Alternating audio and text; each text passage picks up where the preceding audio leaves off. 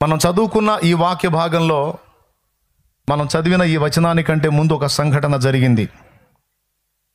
గెరాసేనీయుల దేశము యేసు ప్రభు వెళ్ళాడు.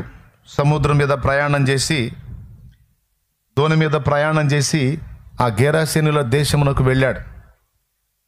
యేసు ప్రభు దేవుని రాజ్యాన్ని ప్రకటిస్తూ అనేక ప్రాంతాలు సంచరిస్తూ ఆ ప్రాంతానికి కూడా వెళ్ళాడు. ఆ ప్రాంతానికి వెళితే సముద్రపు ఒడ్డున దిగాడు. దోణి దిగి ఆ ఒడ్డున నడుచుకుంటూ వెళ్తూ ఉంటే ఆ ఊరి వాళ్ళకి అక్కడ శ్మశాన వాటిక ఒకటి ఉంది, సమాధుల దొడ్డి. అక్కడ దానికి సమీపంలోనే ఆయన దిగాడు నడుచుకుంటూ వెళ్తూ ఉంటే ఆయనతో పాటు శిష్యులు వస్తూ ఉన్నారు. ఒకడు కేకలేస్తూ ఉన్నాడు, అరుస్తూ ఉన్నాడు. అతని ఒళ్ళంతా గాయాలై ఉన్నాయి, ఒంటి మీద బట్టలు లేవు, ఒళ్ళంతా చీరుకొని ఉన్నాడు. పెద్ద పెద్దగా అరుస్తూ పిచ్చి పిచ్చిగా ప్రవర్తిస్తూ ఉన్నాడు. అతడు ఉన్న ప్రదేశానికి ప్రభు వెళ్తూ ఉన్నాడు.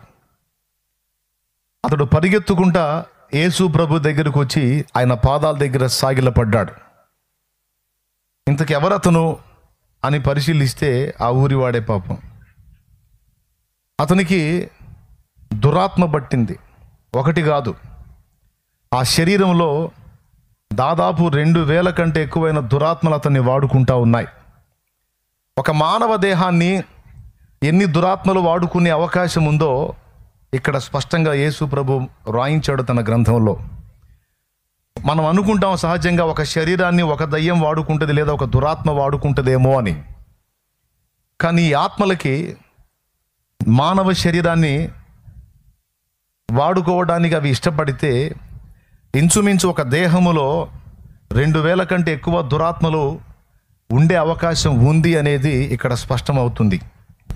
ఇది లూకా సువార్త 8:26లోను, మత్తయి సువార్త 8:28లోను రాయబడి ఉంది. ఈ రిఫరెన్స్లు కూడా గుర్తు రాసుకోండి. అక్కడ కూడా చెప్పబడిన ఈ సన్నివేశం ఒకటే, బాగా వినండి. సహజంగా అనుకుంటాం ఒక మనిషిని ఒక దయ్యమే పీడించే ఛాన్స్ ఉందని.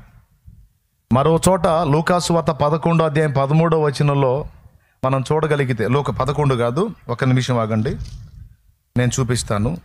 లూకా సువార్త అక్కడ మరొక ప్రస్తావన తీసుకొస్తాడు యేసు ప్రభు. 11వ అధ్యాయమే,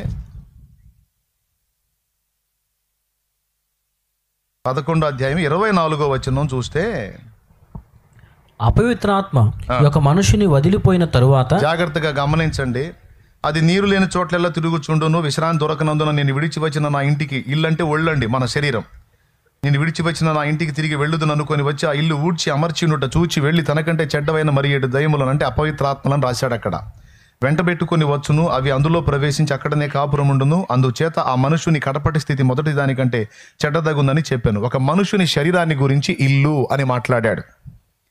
ఆ ఇంట్లో 7 దయ్యాలు, అలాగే ఆ 7 పిలుచుకొచ్చింది ఒకటి 8 దురాత్మల ఆ ఇంట్లో, అంటే ఆ వ్యక్తి ఒంట్లో ఉండే అవకాశం ఉందని ఇక్కడ స్పష్టంగా రాయబడి ఉంది. అలాగే యేసు ప్రభు శిష్యురాళ్లలో ఒకతైన మగ్దలేన మరియా అనే ఆమెకి ఆయన 7 దయ్యములను వెళ్ళగొట్టినట్టు కూడా గ్రంథంలో రాయబడి ఉంది. అంటే మీరు గమనించాలి, ఒక వ్యక్తి శరీరాన్ని ఒకదానికంటే ఎక్కువైన దురాత్మలు వాడుకునే అవకాశం ఉంది అని బైబిల్ స్పష్టంగా చెప్తుంది. దురాత్మ ఒక వ్యక్తిలోనికి ప్రవేశించేటువంటి కారణాలు అనేకాలు కావచ్చు. మొట్టమొదటిది, యేసు ప్రభుని ఎరగని అన్య జీవితంలో ఉన్నప్పుడు, అన్యులుగా ఉన్నప్పుడు మేము ప్రాక్టికల్గా అనుభవించి ఈ బాధలు పడి ఉన్నాం కాబట్టి నేను చెప్తున్నాను. మాంత్రిక విద్యల ద్వారా ఒక వ్యక్తి శరీరంలోనికి దురాత్మలను పంపే ప్రక్రియ ఒకటి ఉంది. మాంత్రిక విద్యల ద్వారా మంత్రప్రయోగ కొడుకులు ఉంటారు, మంత్రప్రయోగపు కొడుకులు, దుర్మార్గులు. వాళ్ళని ఆశ్రయించిన వాళ్ళకి సపోర్ట్ చేసి వాళ్ళ ద్వారా వాళ్ళు చేసేటువంటి ఆ దురాత్మ విద్య ద్వారా శరీరాల్లోనికి అపవిత్రాత్మల్ని పంపేటువంటి ఘట్టం చేస్తారు.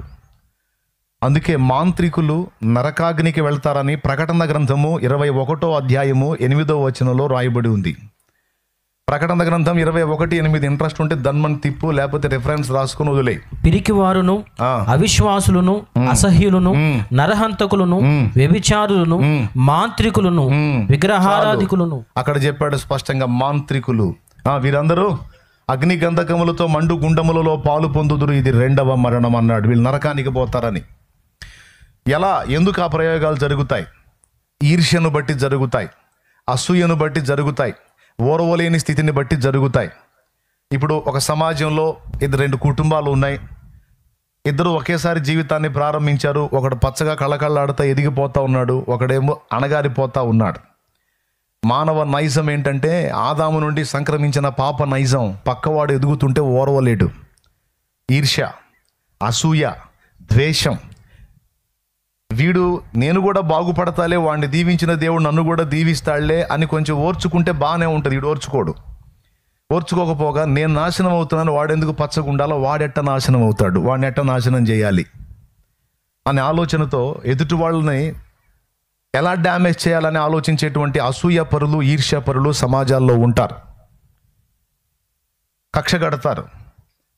అవకాశం ఉంటే వాళ్ళ వ్యాపారాన్నో పనినో ఏదో ఒక విధంగా నష్టపుచ్చడానికి పథక రచన చేస్తారు, పథకాలు వేస్తారు, ఏ విధంగానైనా వాళ్ళని డ్యామేజ్ చేయాలని. కొంతమంది అయితే ఓర్వలేక హత్యలు చేసేవాళ్ళు కూడా ఉన్నారు. కొంతమంది వాడు ప్రేమించిన అమ్మాయి వాడిని కాకుండా ఇంకొకరిని చేసుకుందనుకో, ఇక వీడు కడుపులో పడిద్ది. నాకు దక్కంది ఇంకొకటి దక్కకూడదని ఒక్కొక్కడు ఓర్వలేక ఆ మనిషిని హత్య చేయడానికి ప్రయత్నిస్తే ఇంకొకడు ఏం చేస్తాడో తెలుసా? నా చేతులకు మట్టి అంటకూడదు, అది చావాలి, లేదా అది కురూపిగా మారాలి, ఇంకొకటి దగ్గర సుఖంగా ఉండకూడదు అనే కక్ష గట్టి ఇలాంటి ప్రయోగ తంతులు చేసే వాళ్ళని ఆశ్రయిస్తారు. ఎంత డబ్బైనా పెడతారు అవసరమైతే. ఎందుకంటే వాడు ఆమెను బాగా లవ్ చేశాడు, ఆమె కూడా కొంతకాలం లవ్ చేసింది, మొత్తానికి వీళ్ళు ఏం బ్యాడ్ చూసిందో ఆమె కాదనుకుంది, లేదా ఆమె ఫ్యామిలీ ఒప్పుకోలేదు, వాళ్ళకి లోబడింది, కుటుంబ సభ్యులకి, వేరే వాడిని పెళ్లి చేసుకుంది.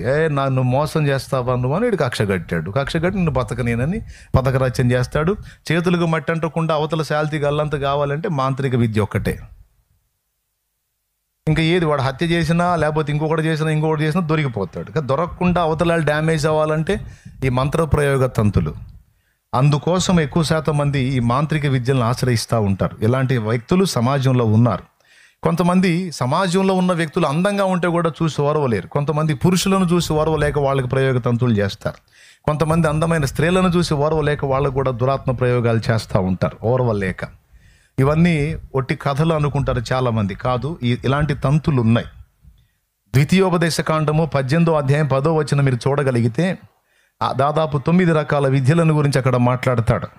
ద్వితీయోపదేశ కాండము 18వ అధ్యాయం 10వ వచనం జాగ్రత్తగా వినండి. తన కుమారునైనను కుమార్తెనైనను అగ్నిగుండము దాటించు వానినైనను, శకునము చెప్పు సోదెగానినైనను, 2 మేఘ శకునములను గాని సర్ప శకునములను గాని 4 చెప్పు వానినైనను, చిల్లంగి వాణిని, మాంత్రికునినైనను 5 ఇంద్రజాలకు మాంత్రికుడు. చిల్లంగి వాడు ఒకటి ఉన్నాడు కదా, వాడు 5, మాంత్రికుడు 6, ఇంద్రజాలకునినైనను, మ్యూజిషియన్ 6, 7 కర్ణపిశాచిని అడుగు వానినైనను 8, దయ్యముల యొద్ద విచారణ చేయు వానినైనను మీ మధ్య ఉండనీయకూడదు. ఇలాంటి వాళ్ళు ఉన్నారు, వీళ్ళని మీ మధ్య ఉండనీయకూడదు. వీళ్ళలో దయ్యాల దగ్గర విచారణ చేసేవాడు ఉన్నాడంట, కర్ణపిశాచిని అడుగువాడు ఉన్నాడంట, తన కుమారుని కుమార్తెను బలిగా అర్పించే వ్యక్తులు కూడా ఉన్నారంట. వాళ్ళ ఇచ్చలు నెరవేరడానికి, ఆ దురాత్మలు వాళ్ళకి సపోర్ట్ చేయడానికి నరబలి కోరినప్పుడు తమ సొంత సంతానాన్ని, ఇంటి వారిని సైతం బలి చేయడానికి వెనకాడరట. ఇలాంటి దుర్మార్గమైన విద్యలు, ఇలాంటి మాంత్రిక విద్యలు సమాజంలో ఉన్నాయంటే మీరు నమ్మగలరా? కానీ ఉన్నాయి.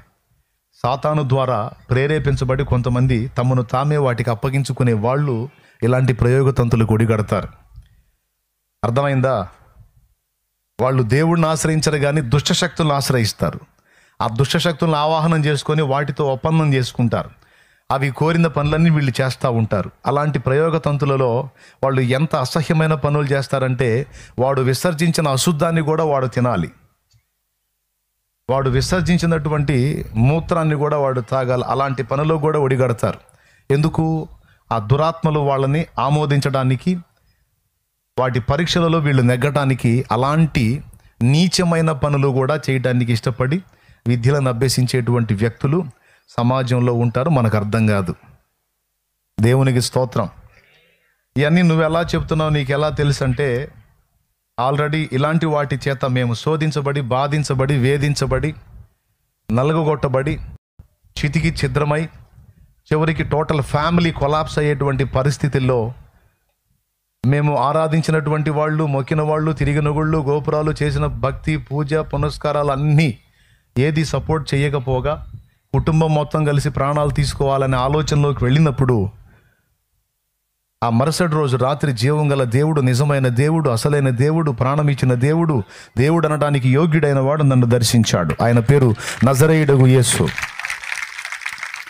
నజరేయుడగు యేసు ఆయన దర్శించాడు. ఆయన దర్శించిన తర్వాత నేను ఆయన తెలుసుకొని ఇక నా ఫ్యామిలీ మొత్తం విగ్రహారాధికులుగానే ఉన్నారు, వాళ్ళు పూజా పునస్కారాల్లో ఉన్నారు. నేనైతే యేసు ప్రభుని నమ్ముకోవటం జరిగింది. నా కుటుంబ సభ్యులు ఎందుకని నాతో పాటు రాలేకపోయినారంటే 25-30 మొక్కులు ఉన్నాయి మేము తీర్చాల్సినవి.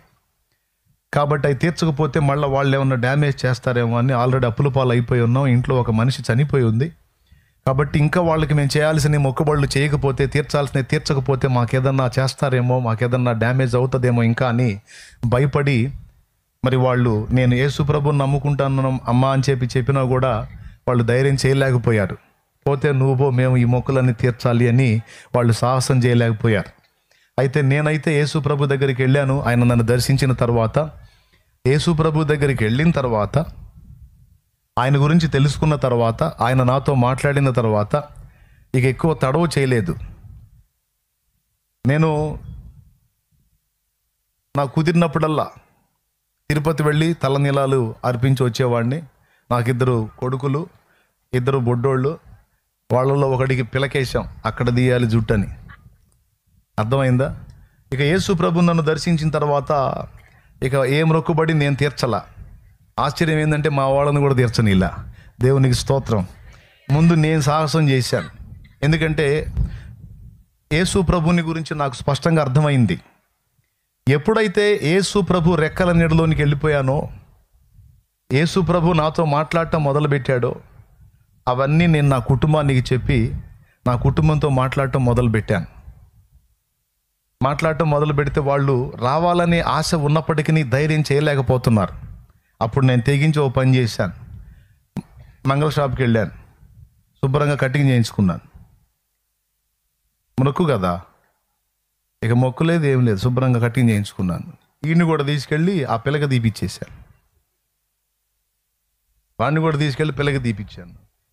వాడికేమో గుండు ఎక్కడ, మంగళ షాపులో, నేను పోయే దగ్గర కాదు, మంగళ షాపులో. వాడికేమో గుండు, నేనేమో కట్టింగ్, షేవింగ్ మొత్తం క్లీన్ అయిపోయింది. ఇట్లా ఇంటికి పోతే వాళ్ళు బిత్తరపోయారు. ఏమొచ్చిందిరా నీకు, ఇట్లాంటి పనులు చేస్తున్నావు నువ్వు? మొక్కుకొని ఏంది ఈ మిరియాల పనులు ఏంది, ఆల్రెడీ మనిషి చచ్చిపోయి అల్లాడిపోతా ఉంటే ఇట్లాంటి పనులు చేస్తావు ఏంది, ఇంకా చావాలని ఏందని లేచారు. నేను అన్నాను, చంపే దేవుడు కాదు, సజీవుడైన దేవుడు, చావును చంపి తిరిగి లేచిన దేవుడు, నిజమైన దేవుడు, ప్రాణం ఇచ్చిన దేవుడు, దేవుడు అనడానికి యోగ్యుడు, అన్ని క్వాలిటీస్ ఉన్నవాడు యేసు ప్రభు. కాబట్టి నాకేం జరగదు, మీరు భయపడొద్దని చెప్పాను. వాళ్ళు ఆలోచనలో పడ్డారు, ఏదైనా జరిగిద్దేమో, ఏమన్నా అయిద్దేమో అని ఎదురు చూస్తూ ఉన్నారు. ఏం కాల. ఏమైద్ది? ఆయన సుప్రీం కదా, అన్ని నామముల కన్నా పైనామము కదా ఆయన నామము. నాకేం కాకపోయేసరికి వాళ్ళు కూడా సాహసం చేశారు. అబ్బాయి మరి ఈ మొక్కులన్నీ తీర్చకపోతే ఏం కాదంటావా అన్నారు. నాకేమన్నా అయిందా మీ ఘాటానికి? సరే అట్టయితే మేము కూడా ప్రార్థన చేస్తాం అన్నారు. ఇక మొత్తం కూర్చొని ప్రార్థన చేయటం మొదలుపెట్టాం. కుటుంబం మొత్తం కలిసి ఎప్పుడైతే ప్రార్థన చేయటం మొదలుపెట్టామో, మరి సంవత్సరాలుగా మమ్మల్ని పట్టి, కుటుంబాన్ని పట్టి పీడిస్తున్నటువంటి శాపము, పాపము, ఆ దురాత్మ సమూహము మా మీద జరిగిన ప్రయోగతంతులు మొత్తం నాశనం అయిపోయినాయి. ఎందుకంటే ఈయన సృష్టికర్త. దెయ్యాలు ఎక్కడన్నా డ్యాన్స్ వేస్తాయి కానీ ఇక్కడ వేయవు. దేవునికి స్తోత్రం. అవి ఎక్కడన్నా వేయచ్చు డ్యాన్సు, ఇక్కడ వేయాతి కాదు. ఎందుకంటే ఈయన సుప్రీం, ఈయన సర్వాధికారి. అన్ని నామముల కంటే పైనామము కాదు, శక్తుల పైన కూడా అధికారం కలిగిన వాడు ఆయన. ఆయన ఆకాశ మహాకాశములో పట్టజాలని దేవుడు. అన్నీ ఆయన కిందే ఉన్నాయి. ఇంకా చెప్పాలంటే మనం దురాత్మలు, దయ్యాలు అని ఇప్పటిదాకా చెప్పుకున్నవన్నీ కూడా ఒకప్పుడు దేవదూతలు, పడద్రోయబడిన దేవదూతలు. వాటిని సృష్టించిన వాడు కూడా ఆయనే.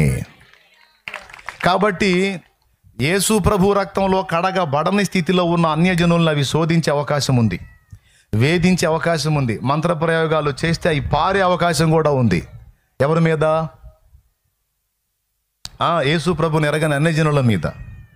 కానీ యేసు రక్తంలో కడగబడిన వారి మీద, యేసు ప్రభునందు విశ్వాసం ఉంచి మారు మనసు పొంది బాప్తిస్మం పొంది ప్రభువుని వెంబడించే వాళ్ళ మీద వాడు ఎన్ని తంతులన్నా చేసుకొని వాడి మొహమే బగులుతుంటుంది. ఎంతమందికి స్పష్టంగా అర్థమైంది? వాడు ఎన్ని తిప్పలన్నా పడినే వాడి ముఖమే బగులుతూ ఉంటుంది. ఎందుకంటే దయ్యాలకు తెలుసు, వాడు ప్రయోగం చేసినప్పుడు వస్తాయి మన దగ్గరికి, వచ్చినప్పుడు ఇక్కడ కనపడతాడు, ఈయన కనపడతాడు, అదురుకొని పోతాయి వాడి దగ్గరికి. పోయి వాడితో మాట్లాడితే ఎక్కడ పంపించావురా మమ్మల్ని అని, ఎక్కడ చెప్పి అడ్రస్ చెప్పే పంపించా కదా. ఒరే దరిద్రుడా, వాళ్ళు దేవుడిని నమ్ముకున్నోళ్ళరా, వాళ్ళు దేవుడిని నమ్ముకున్నోళ్ళరా. అక్కడ ఎవరున్నారో తెలుసా? మమ్మల్ని మొత్తాన్ని చేసినోడు ఉన్నాడా? అక్కడికి పోతే సస్తాం, మేము చేస్తాం. ఇంకా నయం ఆయన చూడలా, వాళ్ళంత దూరం నుండి జంప్ అయ్యాం మేము. ఆయన చూసి పాతాళానికి పొండి అన్నాడంటే పోవాలి. ఇక మేము భూమి మీద సంచరించే ఛాన్స్ కూడా లేదు. దరిద్రుడా, ఇంకోసారి పంపించండి, సాగు కొడతాం నిన్ను.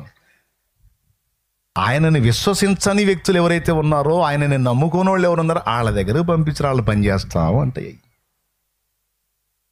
ఇది నేను నా లైఫ్లో ప్రాక్టికల్గా అనుభవించినటువంటి విషయం.